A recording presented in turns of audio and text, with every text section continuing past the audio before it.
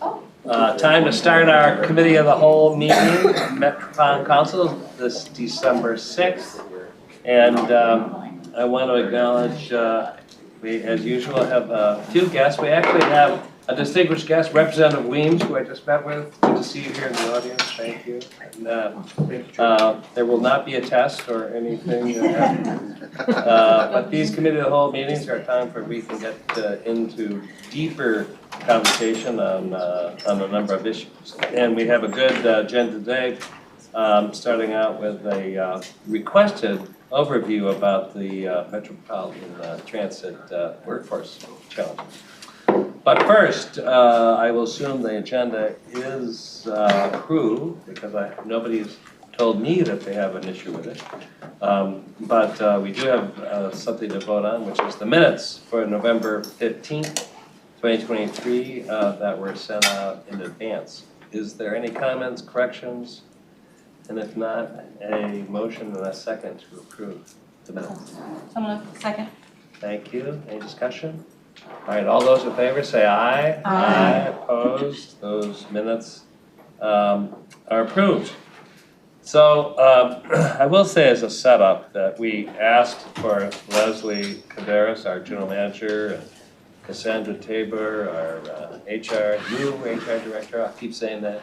And then we also have Brian Funk talking about not just our workforce shortage, because we know we are short of operators, technicians, police force, but we have a vision for expanding this transit network by a lot over the next few years. And we want to make sure we're thinking about, at a very high level, what our challenges are going to be for our workforce for the future. So with that, Lesley, are you starting out? I'll invite my Bring the whole panel. too, if There that's you go. okay. Great. Yeah. Welcome. Thank you.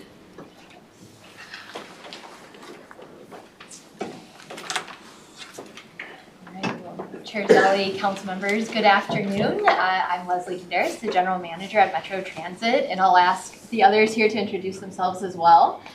Cassandra Tabor, Human Resources Officer. Brian Funk, Chief Operating Officer. Nick Thompson for Metro Projects. And I also want to acknowledge we have our Chief of Police, Chief Ernest Morales III with us, as well as our Finance Director, Ed Petrie. So inherently, when we talk about workforce, this is collaborative effort that transcends many different functions and responsibilities. So we wanted to all be here today to hopefully have a good conversation and answer some questions. Just to get started, really our objective today is to provide a high-level, big-picture overview of workforce. And we talk with you a lot about our workforce challenges and opportunities, but it tends to be part of other business items or other conversations. So the hope today was really to take some time and kind of scope out and look big picture at where things stand today, known future workforce needs, and some of the work we have underway to really strategize and plan and act to meet our needs. And I'll just say that this is really critical work. I think that probably goes without saying, but certainly from my perspective as general manager, one of the first things I kicked off was our Metro Transit Forward effort, where we're working with within Metro Transit and within the communities we serve to create a new vision and strategic framework for our work. And as we're out talking with people and asking them what is their ideal transit experience, everything that comes out of that comes back to meeting people. So, the themes we're hearing from our events are people want a safe, clean, reliable system, one with more options, more frequency, more trips throughout the day, maybe new routes that increase connectivity in our region. But all of that, again, comes down to meeting the people to deliver that. So just really appreciate the opportunity to talk about that today. And also want to especially thank Cassandra, who's, I'm going to say you're still new in your role, a couple months in, as our new Chief Human Resources Officer, has already been a tremendous partner in this, bringing a fresh perspective in, asking questions, jumping right in, and helping build on our long-standing strong partnership with HR. So thank you, and thanks to your predecessors and your team for all the work that went in today as well. So our agenda, we're going to start providing you an overview of where things stand now talk about some of the estimates we have. As we know, we're growing our system, and then again, talk about our strategy and actions to address those future needs. Before getting into the numbers, just want to share some context and kind of place what we're experiencing into a broader set of factors and forces. I'm not an economist or demographer, but I'm reading the same headlines you're probably reading. It's a tight labor market, and in Minnesota, we have a low unemployment rate. We know as more baby boomers continue to retire, it's going to continue to be very competitive for workers. So certainly as an employer, we're experiencing that tight labor market that many other employers are experiencing as well. Additionally, when we look at transit more broadly, there's other headwinds facing us. And I included some data here from a survey that the American Public Transportation Association, APTA, conducted last year. And they found 92% of transit agencies who responded to the survey were having workforce shortages, and a lot of that is in the bus operator area. 66% said that they are having a hard time retaining employees, and over 70% have actually reduced service or held off on service increases because of their workforce challenges. So what we're experiencing is not unique to what other transit agencies are seeing. And I think in addition to that, when we talk to our employees, and a little bit later we'll talk about our Great Workplace project, which kicked off a couple years ago and was an organizational assessment, organizational culture project. When you talk to Metro Transit employees, one of the things they love about working for Metro Transit is our mission, the fact we improve lives and we strengthen communities. But at the same time, it can be really tough work.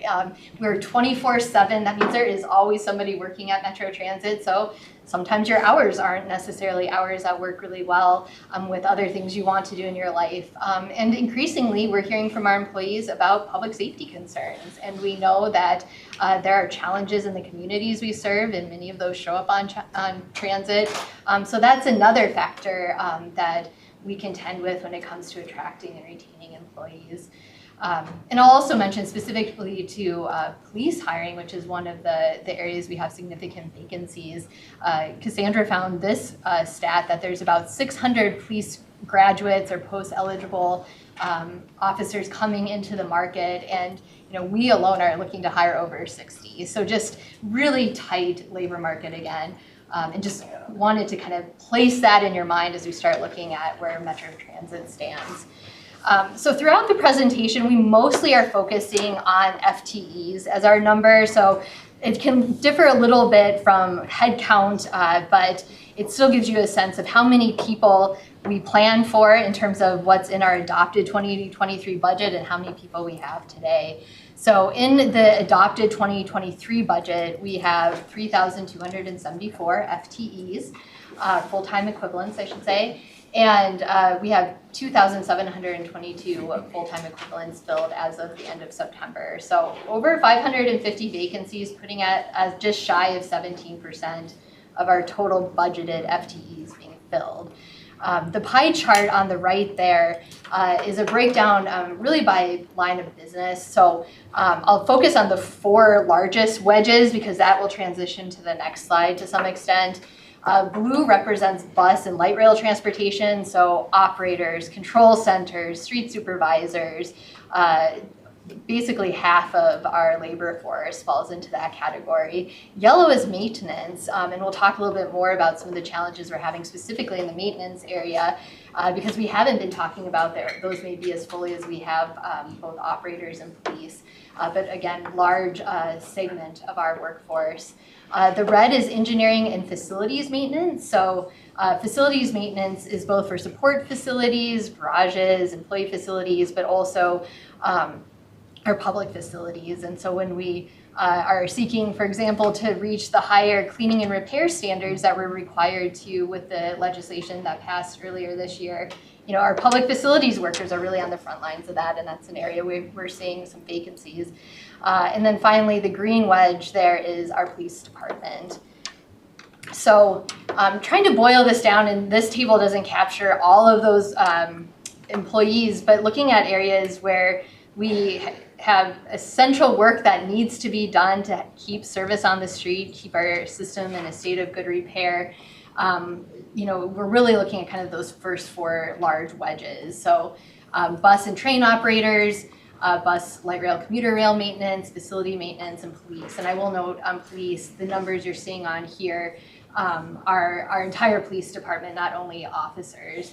The vacancy rate, and I try to put a little asterisk down there to explain. Now, again, we're looking at what we have budgeted for positions and what we have actually. But that budget itself has certain assumptions, certain targets in it. And I asked Brian if he'd dig a little deeper in that first row to explain the 6% vacancy rate we're seeing on operators. Sure. So what we can see there is that even the 2023 full-time equivalent budgeted is about 200 less than what our budgeted was prior to the start of the pandemic. And as the general manager mentioned, when we were looking, now this is about a year and a half ago, so mid-2022, on setting that 2023 budget, we really had to ask ourselves, what do we think is a realistic number that we could achieve during the calendar year, the budget year in 2023. And so we had set that number closer to 80%, knowing that, you know, this time last year, we were still in a mode where we had trimmed service. We had cut back service. We're really happy and quarterly have been reporting to Transportation Committee that we've been growing service. We're 10% larger for service hours this year than last year. But what that means is that, yes, that vacancy rate looks pretty good. We're proud of it, but the work isn't done. And so those numbers are at that level based on what do we think we're going to be able to deliver by the end of the year. I'm really happy with all of the efforts that our combined teams put into that. But we're looking at raising that. And so each of the following years, we're looking at making modest increases to try to set those achievable goals. And that leads us into where Nick will describe in a little while, that vision for the Metro network as we're adding in the additional layer on top of our base service. Mr. Chair, just briefly. Yeah. Go ahead, Judy. What was our 2019 budgeted and actual? So 2019 budgeted and actual, I have it. I'll find it here. It was just under 1,500 budgeted. When the start of the pandemic happened, just in the bus operator ranks alone, we were about 125 below that number for actuals. Train was about 121, actual was close to 118. So, you know, the vacancy rate was probably a little bit higher. And in that instance, we had far more service scheduled than we were able to reasonably deliver. And so, you know, and one of the other nuances here is that the FTE filled number is capturing our employees who are categorized in those areas that are on the payroll. And so we have a lengthy new hire training process, and so we're capturing, currently we have close to 60 people between bus and train operators who are in training. They're not able to deliver service, but they're being paid and recognized as FTEs with the presumption that many are going to be able to complete their training and start in delivering service. Thank you, Brian. Thank you, Mr. Chair. I just think, again, that's really an important demarcation in time of pre-pandemic, and where at least some of us on the council were watching the trends and knowing that we were a little bit short in our labor force. And then, of course, the world turned upside down and we're trying to come back. So just that reference point is really, I think, something that is grounding for me to know where we were, where we're going, and where we're trying to get to. Councilmember Chambliss, you have a Yeah, just a quick question, and it's tied to the vacancy rate and the trends for retention. How are we doing now as compared to the past? I think we're going to be there in about 2 slides. Okay. However, I'll give a preview. I won't kind of take the talking points from the general manager, but we have seen an increase in our loss rate or the number of people who are separating. So we'll get into some more of those details in a minute. Okay, thanks. One quick, Go ahead. thanks. One very, very quick question. Do you or do we, as we budget for a capacity, do we budget a vacancy rate also? And if so, what is that? I can. Yeah. So I think I'll be able to answer this clearly, and Ed might be able to help as well. But typically what we do is we have a service plan that's matching up the number of resources we need to deliver our scheduled service. We have some base assumptions built in about unscheduled service for those surges with special events, winter weather days, mutual aid, things like that. And then we also have built into the FTE assumption an overtime assumption that allows us to do one of two things. If we aren't fully staffed, we know that we have money in the budget that allows us for that, premium pay to cover the work that needs to be done. Or like this year, if we're able to hit the service plan headcounts between service changes, it gives us that flexibility so we can continue to hire people ahead of the next service change. So each time this quarter when we added service, I think in 2 of the last 3 quarters, we've been slightly ahead of where we should be on paper, but we knew that within several weeks we'd have more service, and so it allowed us that ability to overhire, if you will. Okay, thank you. Go ahead, Dr. Carter. Do we have any data on the turnover rate for these areas? Are we gonna see that today? It's the next slide. Okay.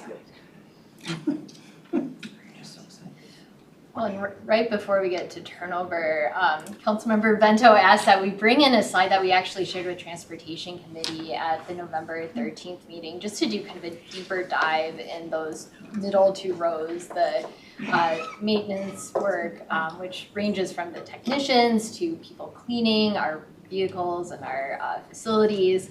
Again, just to provide a little bit more context for what this is looking like. I don't know, Brad, if there's anything you want to share about this, but. Right, and I think as General Manager mentioned, one of the key things at Transportation Committee was really just demonstrating this not from the absolute numbers, which are also very important, but that rate. And I think many of us know in smaller units, 2, 3, 4 people can have a dramatic impact on the ability for you to complete your work. And so when we look at more near the bottom in the traction power maintainer, for example, those are the folks who are making sure that the light rail trains have power to go back and forth 24/7. 3 people out of 16 can be a lot, and that can be the difference between a lot of overtime required and not being able to take those discretionary days off and things like that. So all of that really plays in, large and small. And part of why, we brought this to Transportation Committee is Brian and Adam Harrington from Service Development do a quarterly update on service changes and workforce availability, and we have focused so much on operator workforce that we are realizing operators are absolutely necessary but not sufficient to run a transit agency. And so kind of raising awareness of the fact that across many essential areas we are experiencing shortages is just part of what, as we talk about coming to a comprehensive strategy, and we'll talk a little bit more about that at the end, it's kind of raising the awareness across the organization on shortages. Yeah. Mr. Chair? Yeah.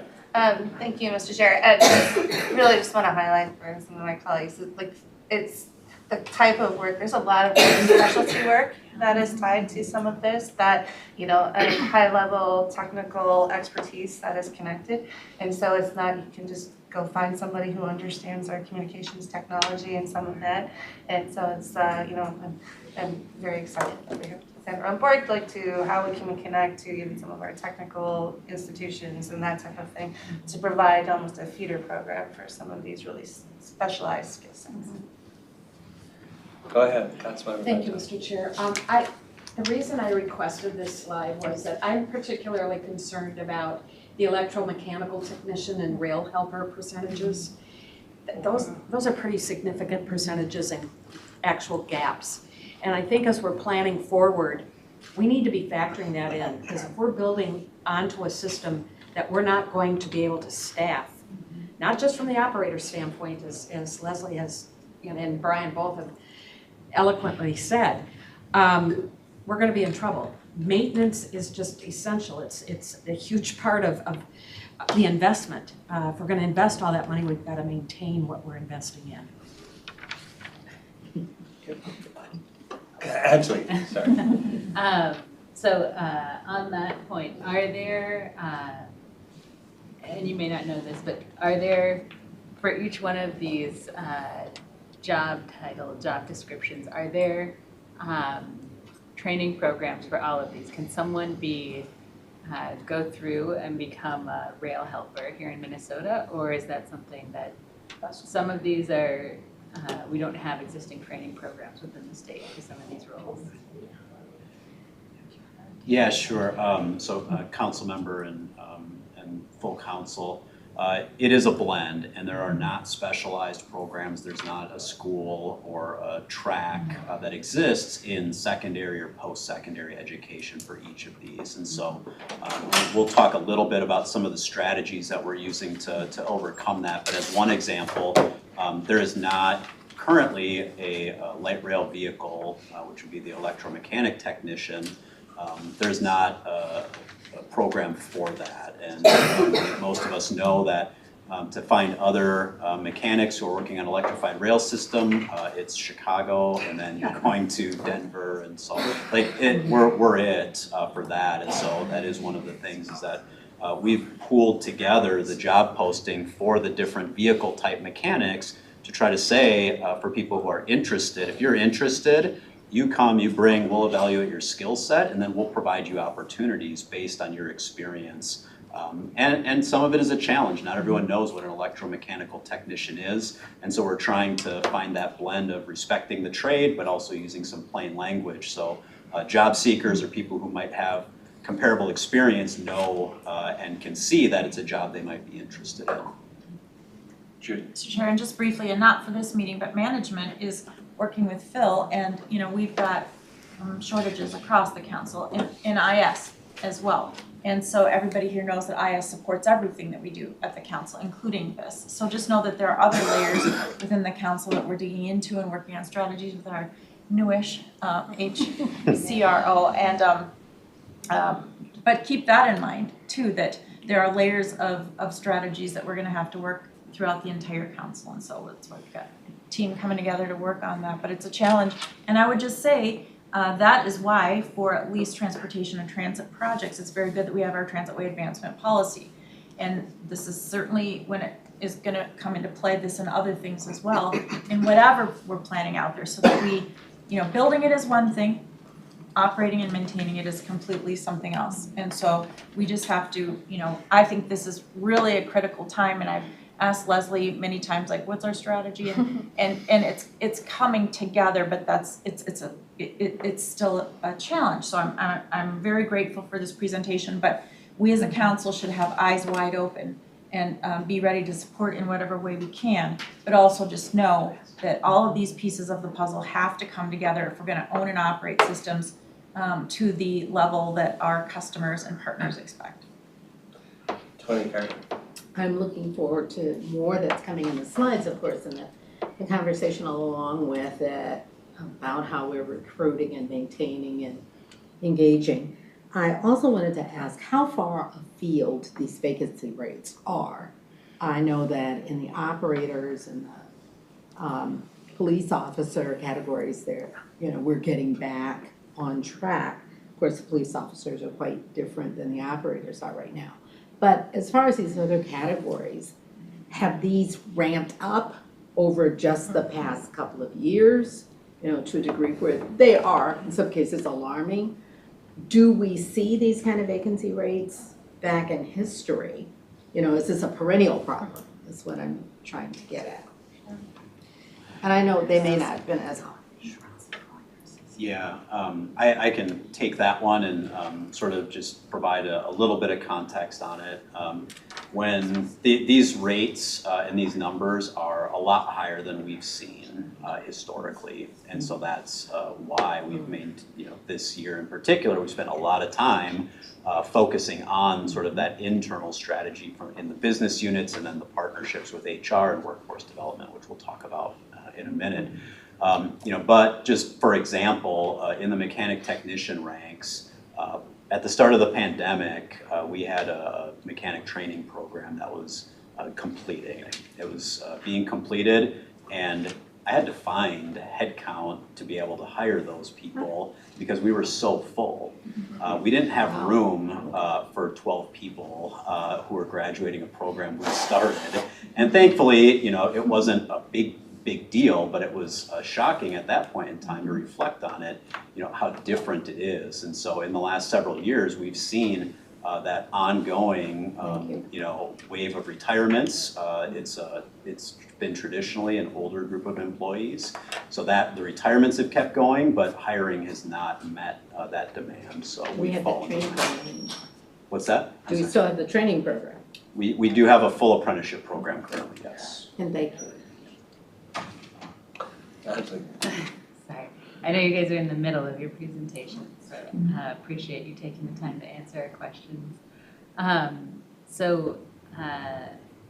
One of the other things, one of the successful things about the operator program is that there's been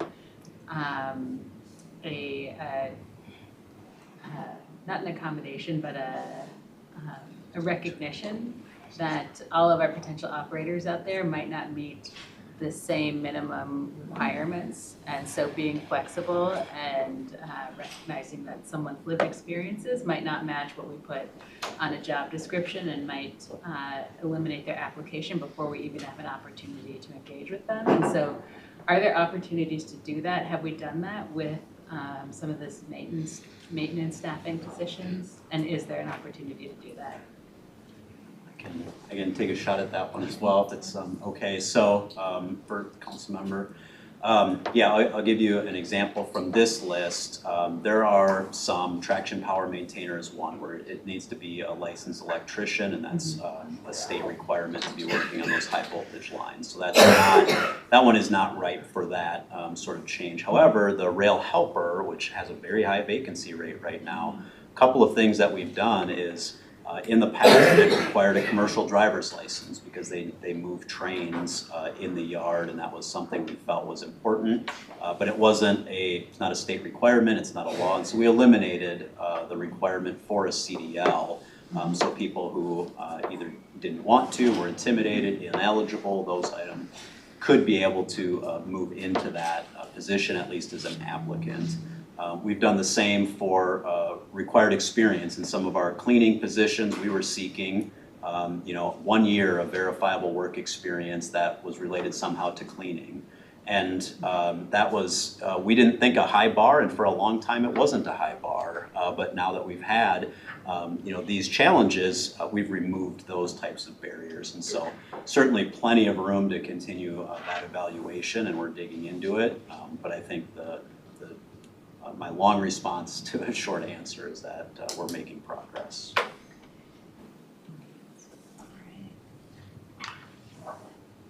So our next slide looks at turnover at Metro Transit, turnover being defined as the percent of employees leaving the council within a period of time. So thus far in 2023, Metro Transit has had 456 people separate from Metro Transit. 104 of those were retirements, 206 were voluntary separations, and 146 were involuntary separations. I think, Cassandra, you shared with us a good rule of thumb is 10% turnover or less is what you look for. And so I think that chart, if you can read it, is showing in blue bus operator turnover, and in yellow is other Metro Transit position turnover. So to put that in context, even just to the rest of the council, the same data source, regional administration, had 13.3% turnover. MTS is at 11.3%, community development is at 7.1%, and environmental services is at 7%. So for the other jobs, I would say we're in kind of very close to where other council divisions are, but obviously bus operators are an area where we have high turnover. And in particular, part of why we're sharing this is just wanting to be very transparent that absolutely this is a trend we're looking at and really digging into the data, and not just the data, but looking at what people are telling us when they leave the organization about what their reasons are to really make sure we're doing all we can to reduce attrition. But as you can see here, for the operators hired this year, the attrition rate is 41%, and of those that have left, and Brian, correct me if I get this wrong, about half have left before they complete training. So losing people early on. I think part of our kind of hypothesis about what might be going on there is We have really lowered the requirements to become a bus operator, and so we're pulling on a much broader pool of people, so that's good. But it also may mean we're finding people who aren't feeling the position's quite right for them, or other factors. And certainly, I don't know if Cassandra or Brian want to share anything on that, but Yeah, I can add a few of the sort of the percentages to put behind some of the reasons that we've been tracking for those people hired in 2023 that are not working with us anymore. And so, as the general manager mentioned, a little over half didn't even complete the initial training with us, and of that, the number one reason was a voluntary resignation. Almost 40% of the people who didn't complete training voluntarily resigned, and that ranged from the bus being too big and feeling overwhelmed, to family health issues, to a different job offer, to not being able to work the shifts that were described, the list goes on. It's varied and wide ranging. The second most common reason was people who were not able to complete and pass the CDL test, and so that license requirement is something that's needed for operating the transit buses. 65% of our new hires this year came to us without commercial driving experience, and so we recognize for a long time that's a potential barrier. We'll talk a little bit about a program that starts to introduce the topic and get people prepared for it, but it can still be a challenge. And so when people are not successful obtaining their commercial driver's license after our training, they're provided retraining and retesting, but it's after that second time, if they're not able to satisfactorily pass, that we separate employment, and then they would have to reapply. And then finally, absenteeism in training is another. It's 30% of the reason, and that really is hard for us to mark down as a reason, because we know that we need people to grow service. We also know that completing training with your class is really important. Not falling behind in the development of that early skill set is important. And then beyond that, once you are delivering service as a bus operator, being here for the customers that are counting on you every day is paramount. And so trying to make sure that that still is a continued part of our culture without looking for reasons to let people go is really important, and it's hard on our training staff. So those reasons follow through for people who complete training but have separated. Resignations is still the highest list, that voluntary group, for some of those same reasons I cited. And then after that, the attendance is in the top three. And the other one that comes into play is the safety and preventable collisions. And so having multiple preventable, what's investigated and found to be a preventable collision would be a reason for separating, not necessarily on the first instance, but maybe after repeated with the follow-on training. So, Mr. Chair. Yeah, go ahead. So 2 questions. This is year 1. You are surely tracking year 2 and 3, because I would say in the first few years they're still new.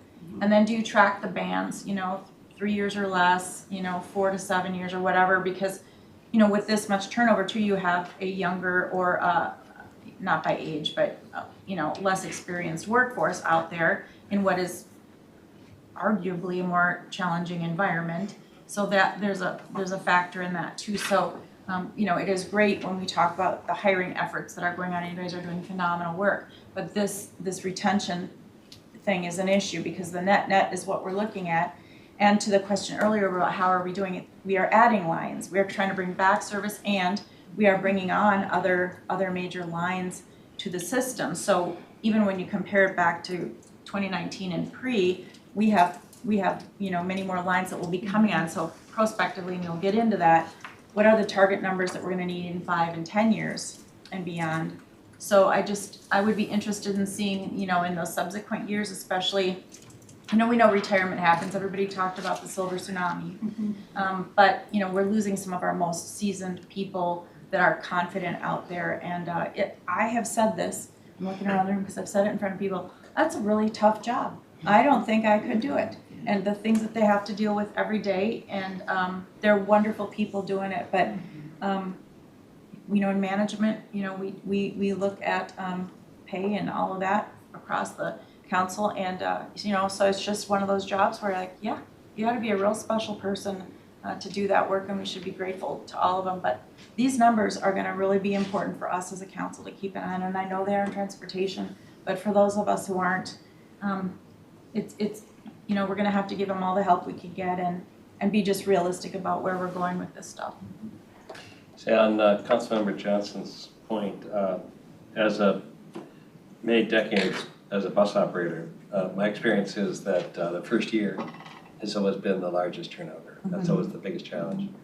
But if you find some operator after a year, then the retention improves dramatically. So it'd be interesting to see that year 2 through 10 kind of data, because that might be more instructive toward these longer term goals.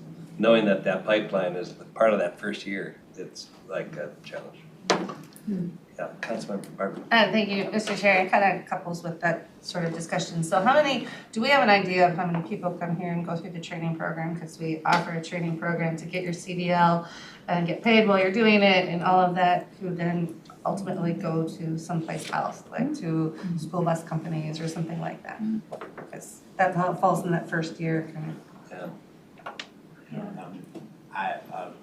Chair and Councilmember Barber, I do not know that. Some of the reasons we've been given for the voluntary separations indicate a different job, but we've not gotten into the detail to my knowledge of sort of where are you going and are you using these skills now as transferable skills for another employer, but we can start kind of keeping an eye on that. Yeah, just to build on that, I was gonna say, we track the first year right now for that, so I think in light of what you were talking about before with 2 and 3, I think we can start seeing some of those trends as we measure forward.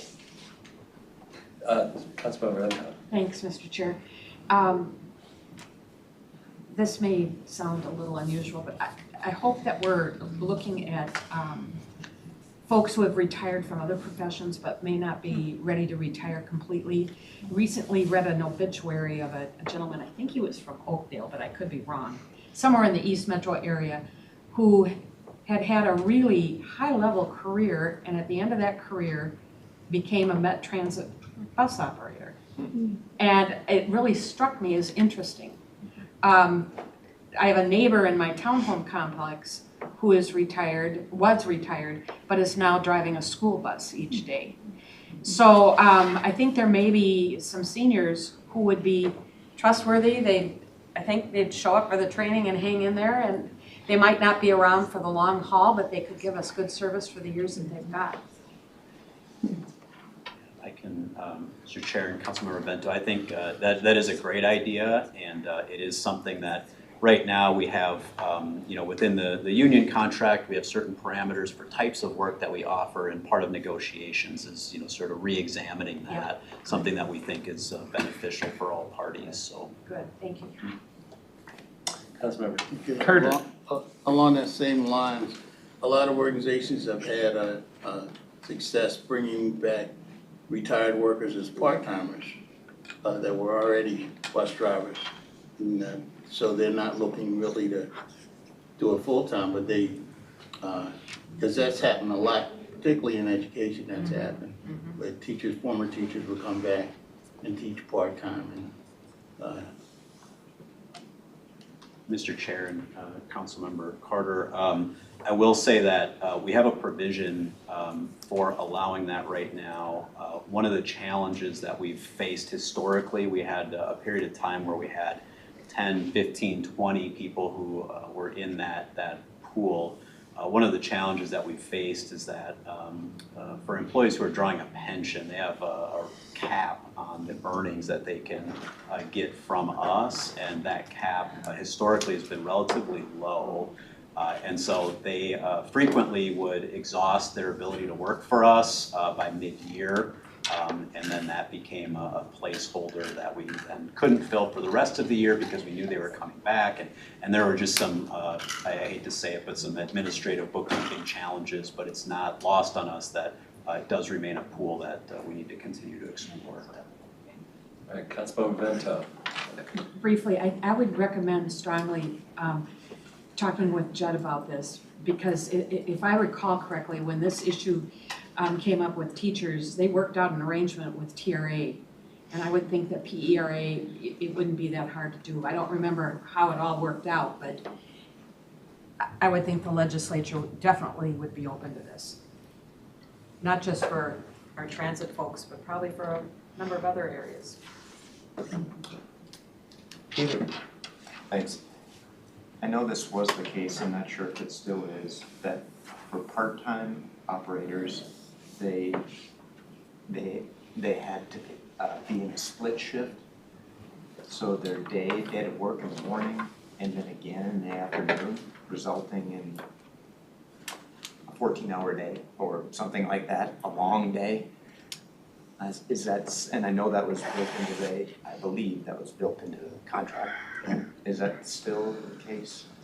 Yeah, Chair And I think that would be that'd be hard to do. Yeah, Chair and council member, that is the case. We have a couple of opportunities for part-time bus operators. One, the most common, we currently have about 100 people in this position, is part-time rostered. So they have the same assignment Monday through Friday, a morning peak hour assignment and an afternoon peak hour assignment. It was developed in the 90s, and it was really geared towards the high peak service need that we had with the express commute service. And so it was fulfilling the need for a ton of buses on the street during the rush hours, far fewer midday and evening where we had more of our full-time, that base level of service.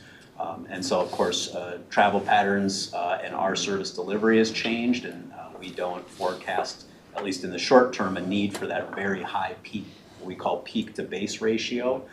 And so that is part of the, I don't want to get too much into it, it's part of the negotiations right now is what does that look like moving forward? Because we know that we're beyond a model that's focused solely on rush hours. Great, thanks. That's great, good to know. I imagine it's also part of the negotiation to crunch the number of steps to get to a higher or the highest level of salary. I think it's like 7 steps or something like that.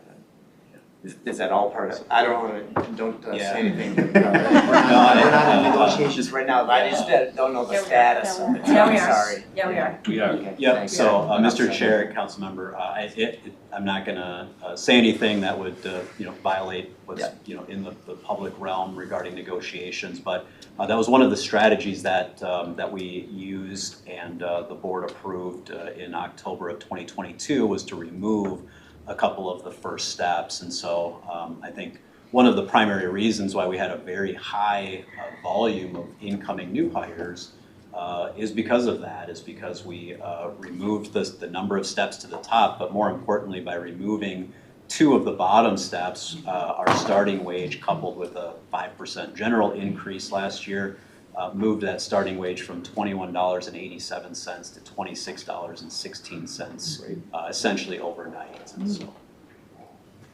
That's great.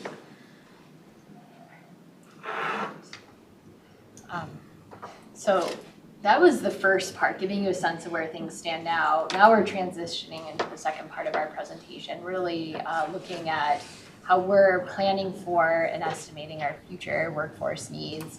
And there are a lot of factors that go into this, but 2 I just wanted to name is, as we think about our future, for sure, a major piece of that is the expansion of our metro network, recognizing that capital projects have human capital implications to them and the planning we need to be doing alongside with those projects. And also that higher investment, and specifically higher investment in the form of the new regional sales tax for transportation, leads to higher expectations about the service we deliver. So in addition to building out that metro vision, there's also expectations either written into the transportation omnibus or in people's minds about what they should be able to expect given the significantly higher level investment in regional transit. So focusing really on the capital build out, and this shouldn't be news to you, but just as a reminder, this is a system we're growing at a fairly rapid pace, starting with 3 more openings of BRT lines in 2025, Gold Line, B Line, and E Line. We kind of ended this exercise in 2030 with the potential opening of the Blue Line light rail extension. But the idea is we are very much growing at the same time that we're working to address our existing vacancies. And before I get much further, I do want to just share that the work to expand our system is going to bring a lot of value to our region.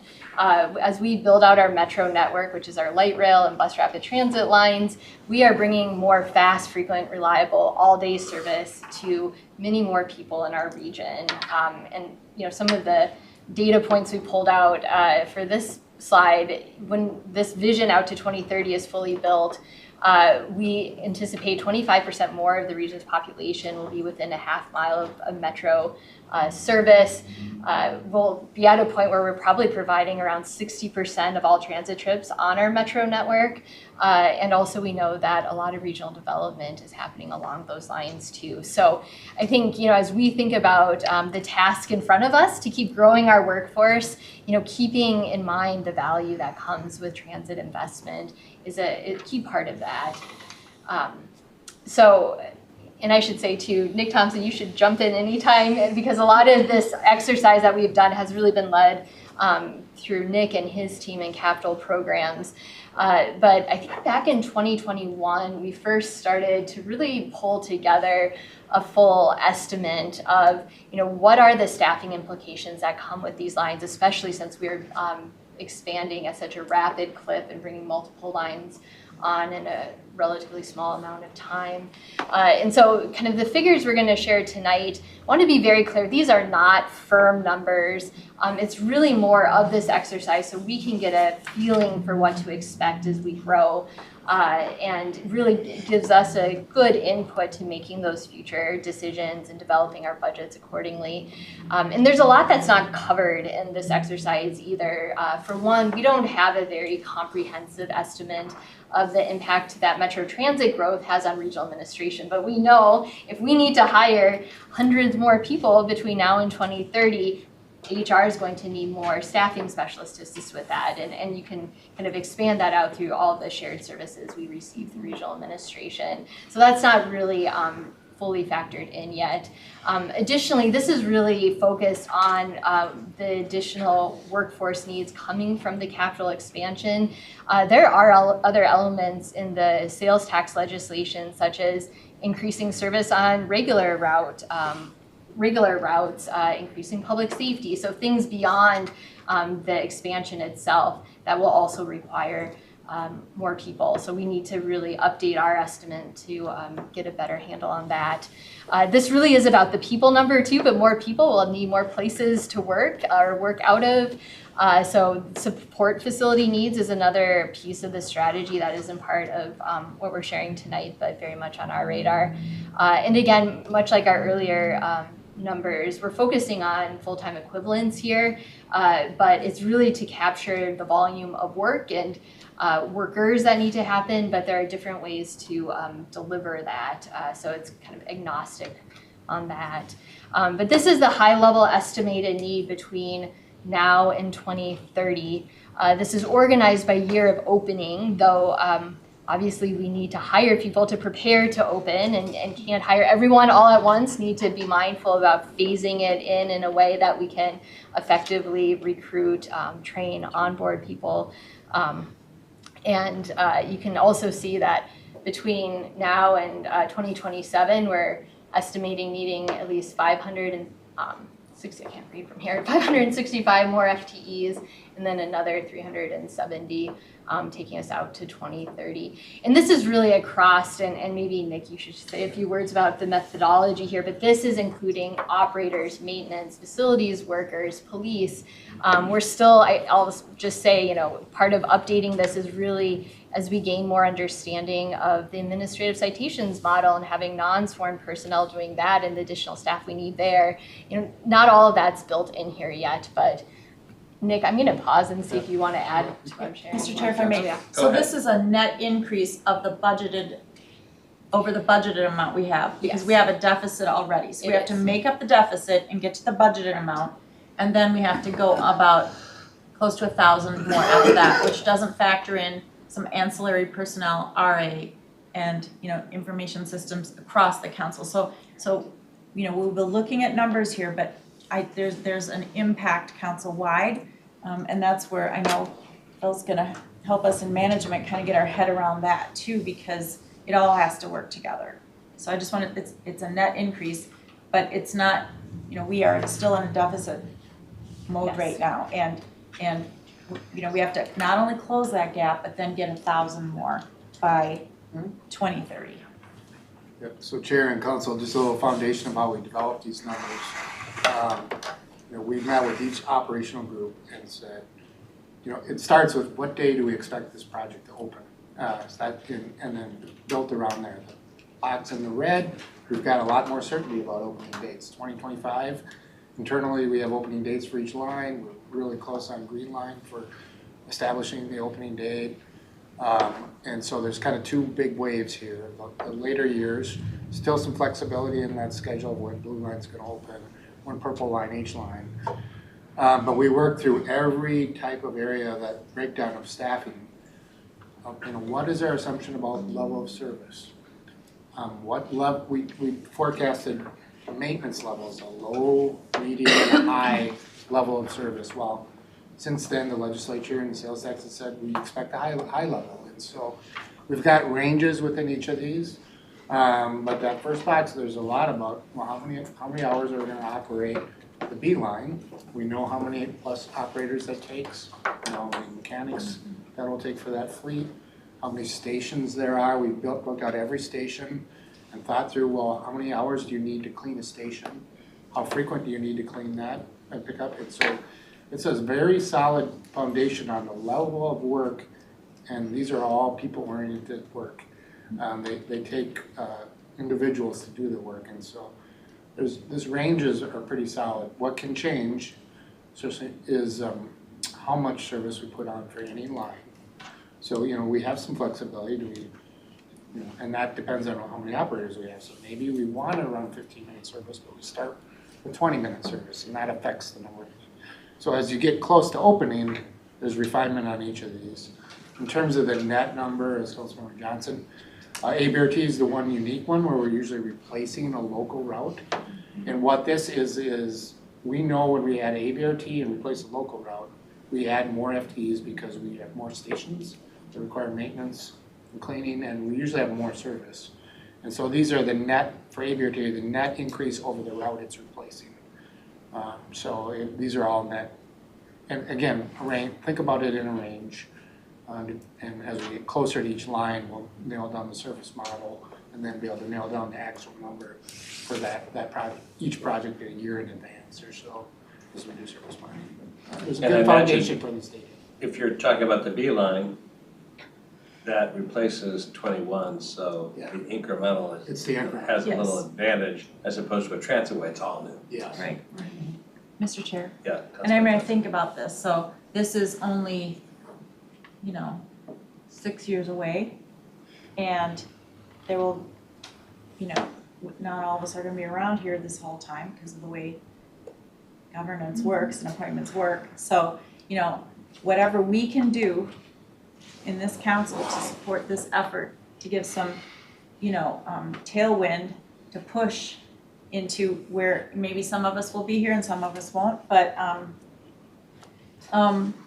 it's just so critical because I don't think, this is just my humble opinion, but I don't think that the average person out there, I will say the legislature, people, partners, I don't think they understand the gravity and the importance and the work that goes into making sure that every single component that's needed for these important transit ways to serve this community, it doesn't just happen.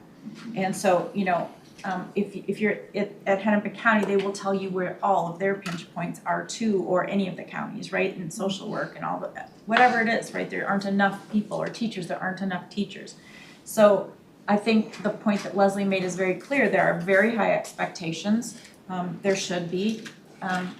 But I think we're at, if anything can demark what we're doing here as a council, this is our moment to help figure it out. None of us have a magic wand, but I think this is where I wanted to be as I've been educated along the way, and I don't sit on transportation, but I've known a lot of this. I've been able to sit on the transit policy work group, and some of this has been surfaced over the last year, and so that's where things that keep me up at night, this is one of them. And that's why I'm trying to be super supportive of all of these projects, but we have to implement the Transitway Advancement Policy, and we have to break through what some of those flashing red lights are gonna be on these in order to deliver. And the expectation is that we deliver.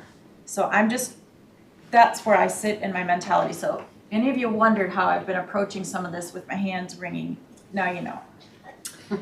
Councilmember Chambliss. Yeah, I think what we're looking at is not the full picture in terms of operations and maintenance and how we want to expand. It is not, just a snapshot in time that just kind of stays there. I mean, we have to adjust as things happen. For example, when, like what was said, B-line comes on, then 21 goes away. Maybe there are some other changes that would need to be made to make sure that we have the proper balance and resource allocation to meet our required level of service across the region, because that is what the goal is for our expansion. So as we move forward and look at transitway advancement, I would like to be able to see that whole picture in terms of how do we want to make sure that we have equity and have the appropriate level of service in our region. As we're looking at that as a top-down view, are there areas where we've got a little bit of balance that we need to make some adjustments and shifts? As we start to develop and grow as a region with more BRT and more LRT options, what does that mean for our existing services? How do those need to shift as we have varying modes of and ways for people to get around?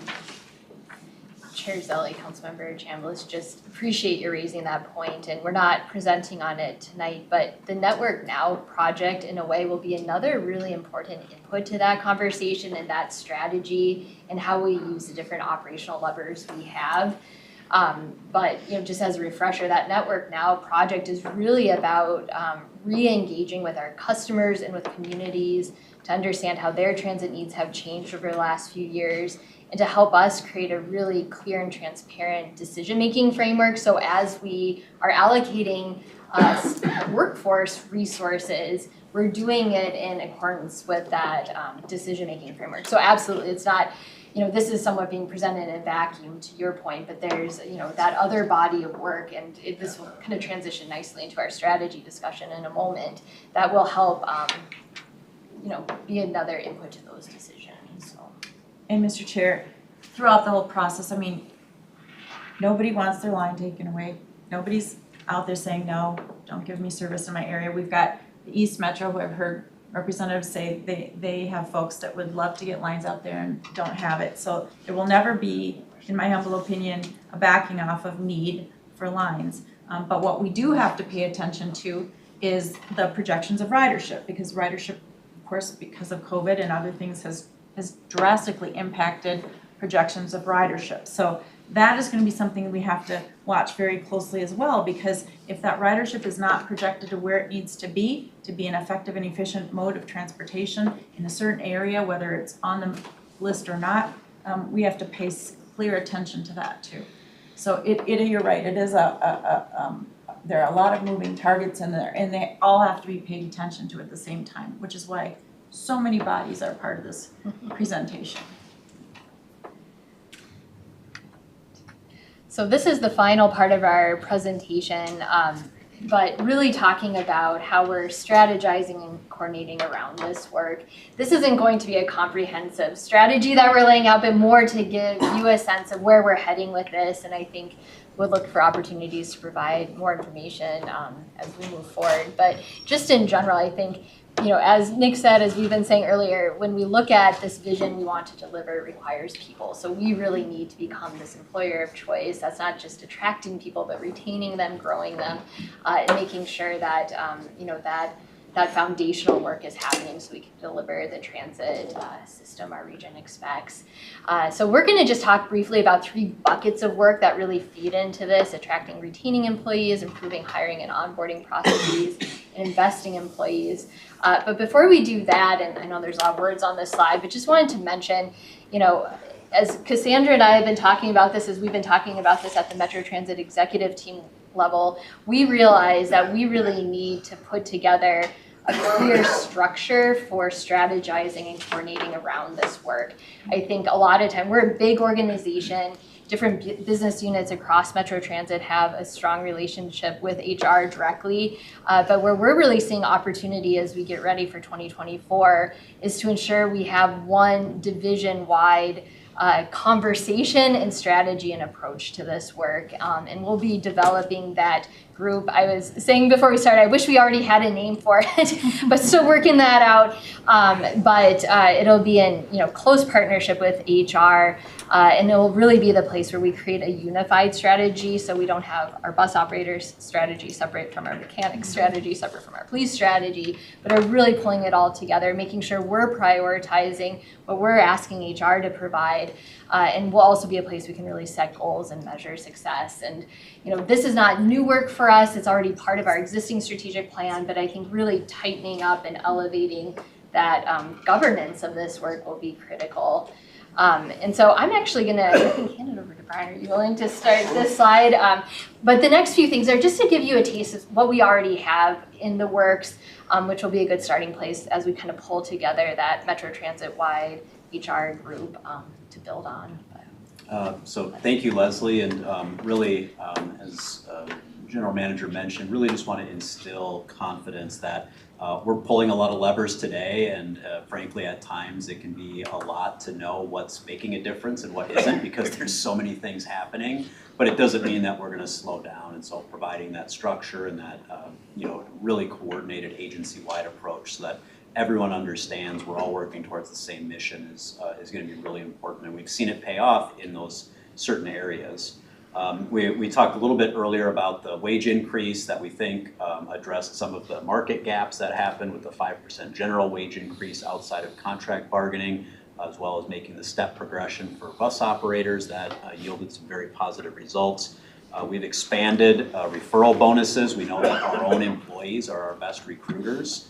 They're able to describe what the work life is like and what it's like to work for Metro Transit and do those jobs. And so the vast majority of positions that we've been talking about and you've seen today all come with a $3,000 employee referral bonus for recruiting successful candidates into those positions.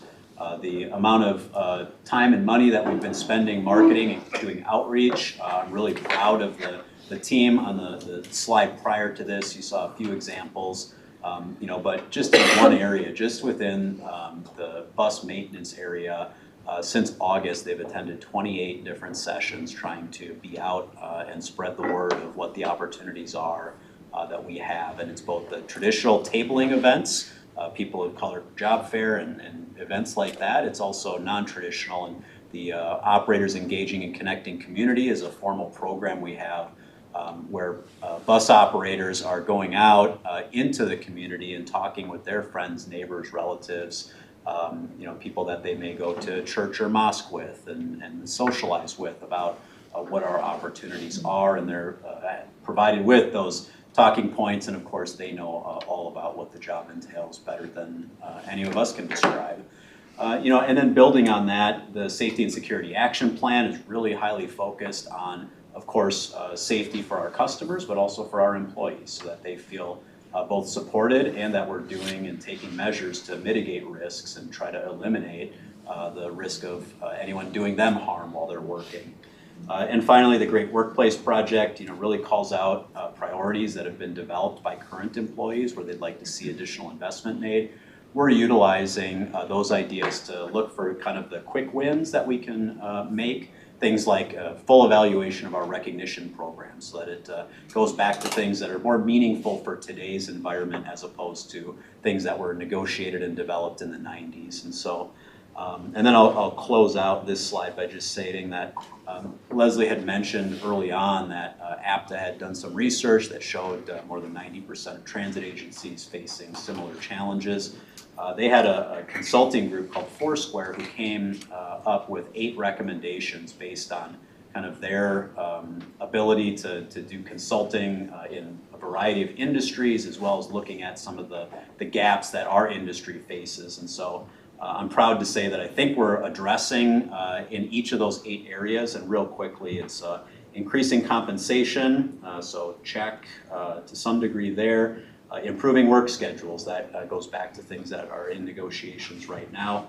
Creating a positive work environment. We have a great workplace and some other initiatives. A clear path to promotions. Describe our Leadership Academy program in a minute or two. Ensuring worker safety, safety and security action plan. Providing ongoing training. We'll talk a little bit about apprenticeship programs in a moment. Increasing the hiring effectiveness, and so that's an area where we've done a lot of hiring, we've gotten good at bringing people in, but then building on that is the recruiting effectiveness. And are we tapping in, are we recruiting the right people for those jobs? Seeing how many voluntary separations we've had, are we tapping into those right markets? Are we getting the right people?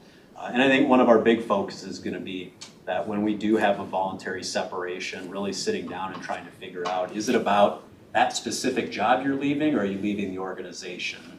And figuring out, we have so many needs, what might be another opportunity that would be a better fit at this point in time for your skill set and interest. So the second of those 3 buckets, improve hiring and onboarding processes. And again, this is, in some ways there's a little overlap with attracting people, but the idea here is recognizing, you know, the time from when you put in an application or come to a hiring event to when you actually can start. For some people that's been longer than we would like, and certainly there are just opportunities in general to make sure we're doing what we can to make that a seamless process. And we've taken a couple actions. I don't know, Cassandra or Brian, if you want to talk about some of the recent improvements. Sure.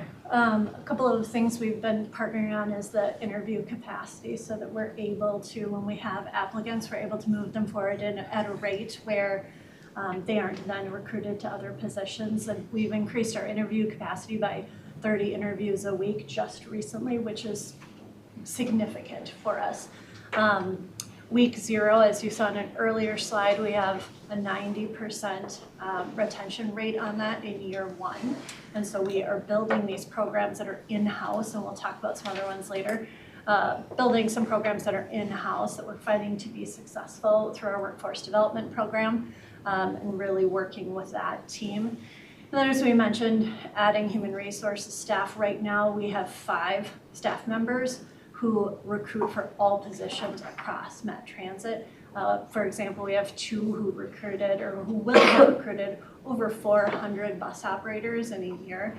That's a huge workload.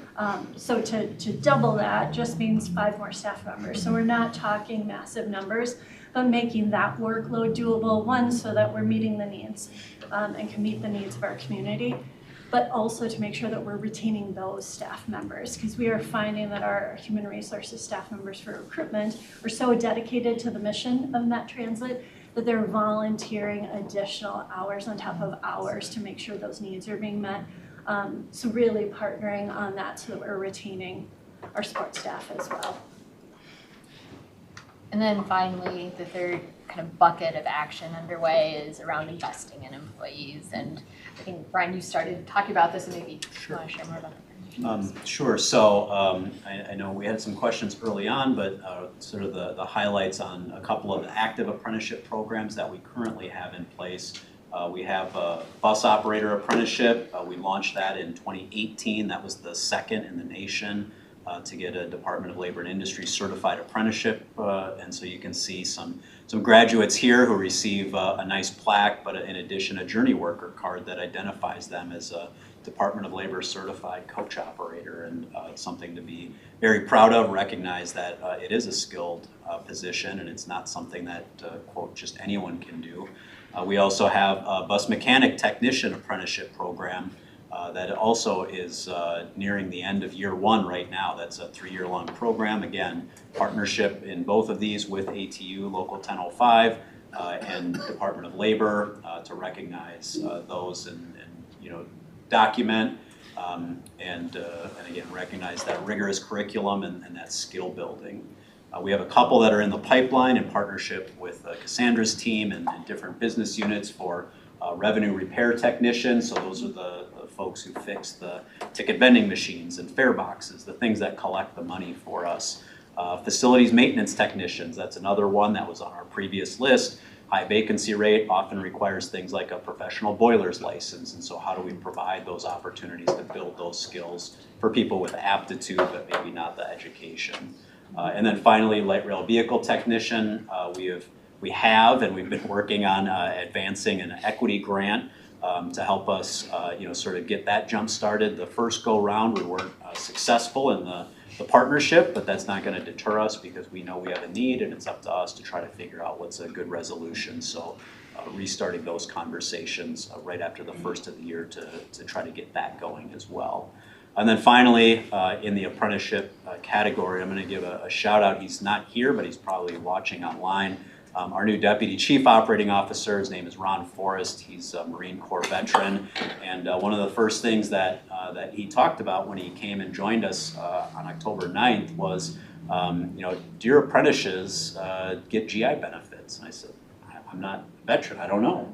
And turns out that by doing some paperwork, essentially, it's going to unlock people who can join our apprentice program to be able to use their GI benefits for things like housing and other education and cost of living expenses. And we're really excited about that. So that paperwork has now been submitted to the state. And so as we start to see, hopefully, the approvals on that, we can develop a strategy in partnership with HR on targeted marketing for people who could benefit from that.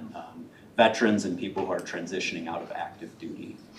And then I'm going to skip, real quick, I'll come back for Cassandra to describe the CSO pathways, but the Leadership Academy is another one that I briefly touched on, and that's a program that combines coursework plus 6 months of mentoring and on-the-job work in a frontline supervisory role for our bus train operators, facilities workers, people who are in frontline positions.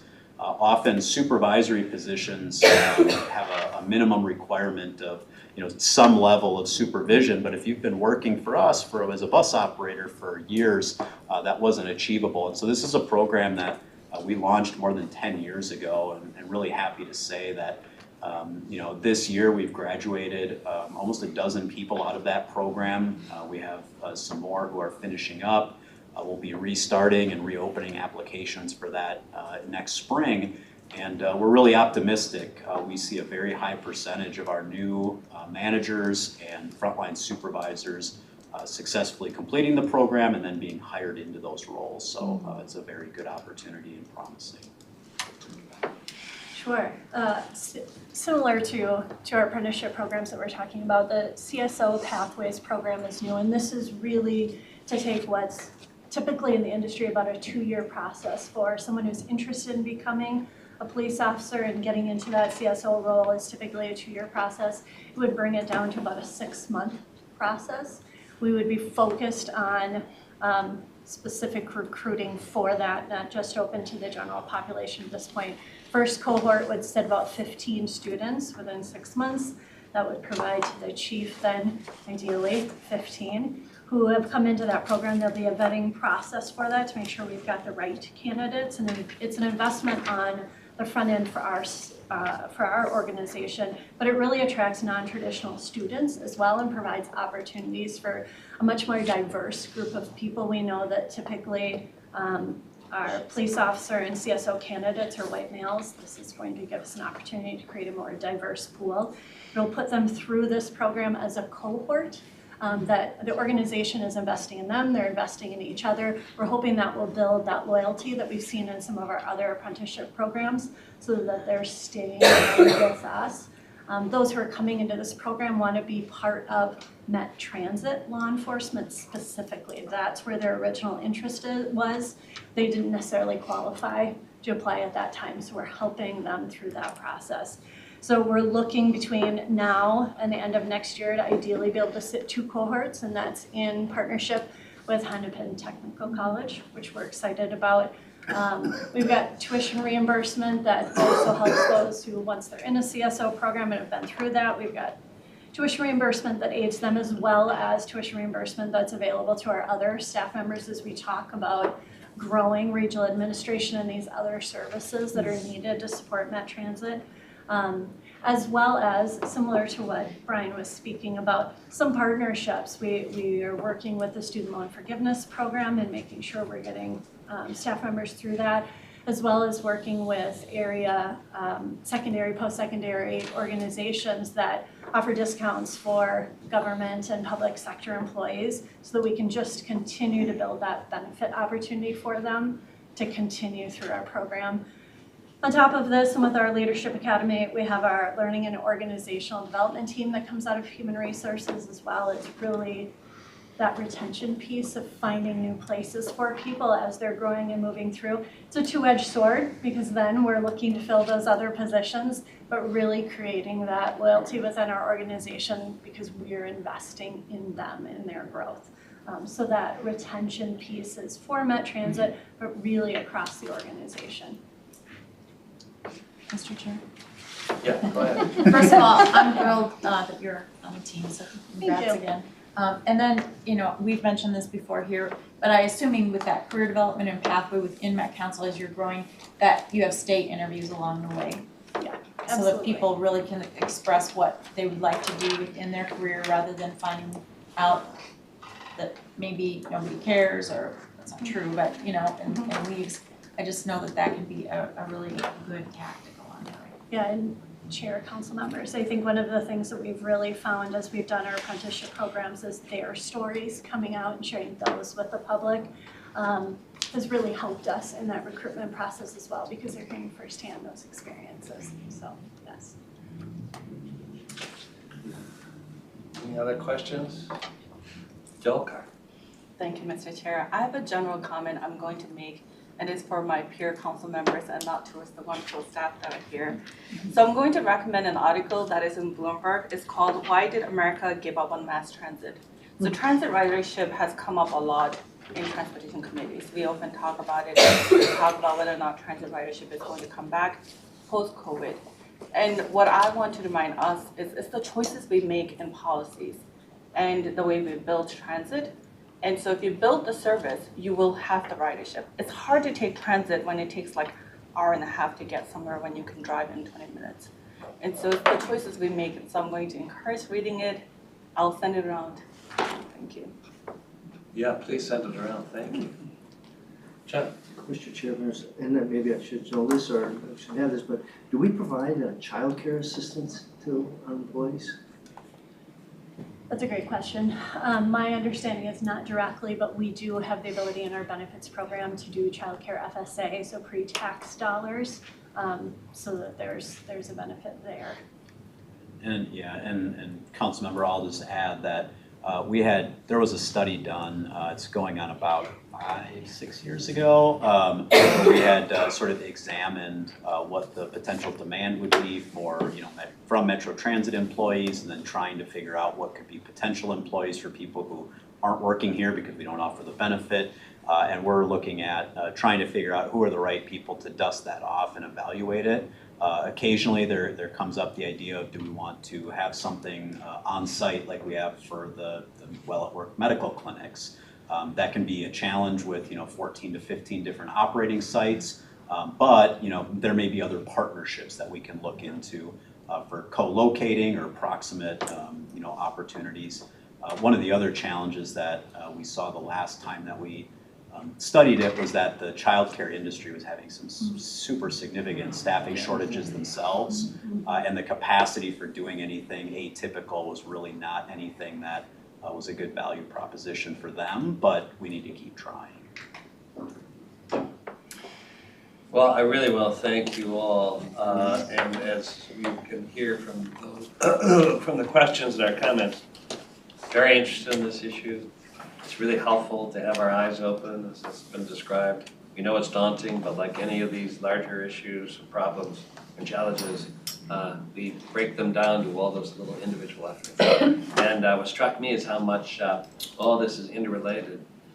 We work on trying to make this experience safe and welcoming for our customers, but it's really for our employees, always our employees and our customers. And making this a great place to work, to retain and build for the future. So it's gratifying to know that we have the right team that's on it. And I know we're going to be talking more about this along the years, the months ahead, so I appreciate it very much.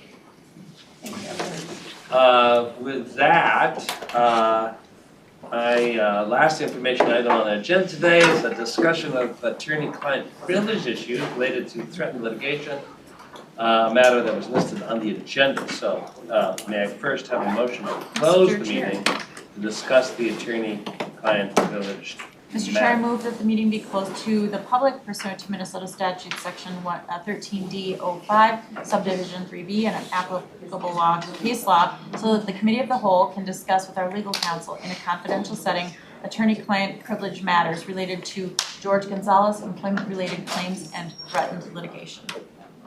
Second that. Thank you. And before we take a vote, I want to just open up a discussion if there's any questions. But first, my own comment that a public body by majority vote in a public meeting may decide to hold a closed meeting under section 13D.05 subdivision 3B of the Minnesota open meeting law to discuss attorney-client privilege matters, which is part of the motion.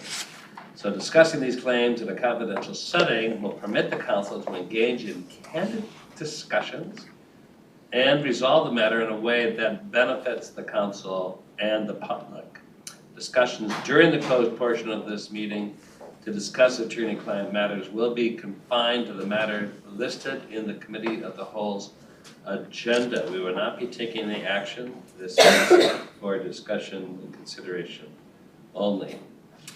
With that, unless there's any additional discussion, we'll vote on the motion. All those in favor say aye. Aye. Opposed? This meeting is now closed. Thank you. Before we close the meeting, I'd like to inform members of the public who are monitoring the meeting, perhaps virtually or if you're not here, that for the record, the committee of the whole will adjourn immediately after the discussion of this information item, and that the committee will not have any discussions or conduct any business after this information item is complete. And for the record, please note that this meeting was closed to the public at 5:27 p.m. on December 6th, 2023. We are now closed.